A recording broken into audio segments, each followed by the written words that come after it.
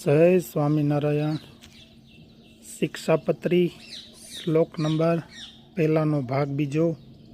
मंगलाचरण। आशंकाનું સમાધાન કરતા શ્રી ભાષ્યકાર સતાનંદ સ્વામી કહે છે, પ્રયોજનમ વિના તુ મંદોપી ન પ્રવર્તે ઇતિ કહેતા પ્રયોજન વિના તો મૂર્ખ પુરુષની પણ કોઈ કાર્યમાં પ્રવૃત્તિ થતી નથી, તો સાક્ષાત ઈશ્વરની પ્રયોજન વિનાની પ્રવૃત્તિ ક્યાંથી હોય? ન જોઈ તસ્માદિદમ મંગલાચરણમ મનુષ્ય લીલયા લોકાવબોધનાયેવ. માટે આ શ્રીજી મહારાજે કરેલા મંગલાચરણમાં તો બીજા મનુષ્યોને શિક્ષણ આપવાનું પ્રયોજન છુપાયેલું છે. શ્રીજી મહારાજે પોતાના દ્રષ્ટાંતથી બીજા મનુષ્યોને શિક્ષણ આપેલું છે કે કોઈ પણ કાર્યના પ્રારંભમાં અવશ્ય પોતાના ઈષ્ટદેવને યાદ કરવા જોઈએ. માટે શ્રીજી મહારાજે કરેલું મંગલાચરણ સફળ જ છે.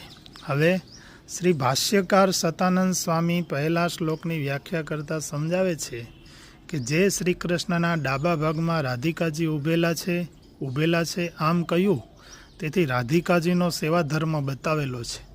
નહીં તો બેઠેલા છે એમ કહેવું જોઈએ.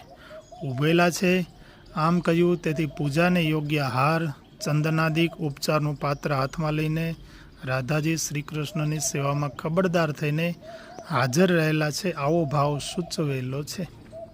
વળી જે શ્રી કૃષ્ણના વક્ષ સ્થળમાં લક્ષ્મીજી રહ્યા છે, શ્રયતી હરિમ ઇતિ શ્રી હંમેશા કહેતા હંમેશા જે ભગવાનનો જ આશ્રય કરી રહે તેને કહેવાય લક્ષ્મી. આવી લક્ષ્મી શબ્દની વ્યુત્પત્તિ છે, અર્થાત લક્ષ્મીજી ભગવાન શ્રી કૃષ્ણ થકી એક ક્ષણવાર પણ દૂર થઈ શકતા નથી. આ વિષયમાં ભાગવતનું વાક્ય પ્રમાણરૂપ છે, ચલાપી યચ્છ્રી ન જહાતી કરહી ચિત. આ વાક્યનો એ અર્થ છે કે લક્ષ્મીજી અતિ ચંચળ છે, એક જગ્યાએ સ્થિર રહી શકતા નથી. રાજા હોય તેને રંક કરી દે અને રંક હોય તેને રાજા કરી દે. વળી મોટા મોટા રાજાઓ પણ લક્ષ્મીની પ્રાર્થના કરે છે, છતાં લક્ષ્મી બધાનો તિરસ્કાર કરી એક ભગવાનના જ ચરણ કમળનું સેવન કરે છે. ચંચળ હોવા છતાં ભગવાનનો ક્યારેય પણ ત્યાગ કરતા નથી.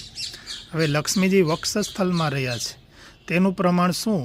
તો કહે છે કે ભાગવતના અષ્ટસ્કંદને વિશે સમુદ્ર મંથનની કથા આવે છે, તેમાં કહેલું છે, તસ્યા શ્રીય ત્રિય જગતો જનકો જનન્યા વક્ષો નિવાસમ કરોતી પરમ વિભૂતે.